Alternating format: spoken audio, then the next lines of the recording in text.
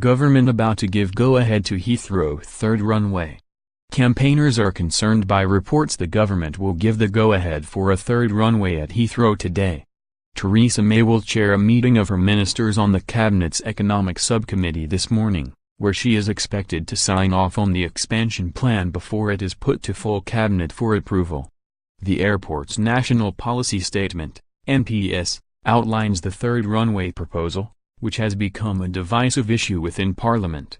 If it is approved, Transport Secretary Chris Grayling is likely to give a statement to MPs, who are expected to be given a vote on the NPS in the next few weeks. Fans of building a third runway at the major UK airports say it is the best option for expanding air travel to increase capacity and boost the national economy while also being cost-effective.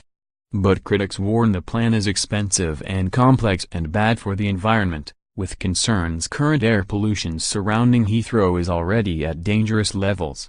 One campaign group has hinted legal action may be taken against the Department for Transport, DfT, over its dodgy handling of the third runway process. Alternative schemes include expanding Gatwick Airport in Surrey instead. Any announcement in favor of a third runway is likely to be met with dismay by MPs from across the divide whose constituencies are already affected by Heathrow air traffic. Foreign Secretary Boris Johnson, the MP for Uxbridge Regent's South Ruislip, could reportedly be forced to vote against the Prime Minister, while former Transport Secretary Justine Greening, who represents Putney, has also been a vocal critic. On Monday, Liberal Democrat leader Sir Vince Cable, whose Twickenham seat stands to be affected by expansion, branded the scheme ill-conceived. Extend the runway, a group advocating increasing capacity by lengthening the airport's northern runway, said the DfT lacks both expertise and attention to detail and had not listened to its proposal. People should have zero confidence that the DfT have run a rigorous process on Heathrow's expensive and complex plan, the group said on Twitter.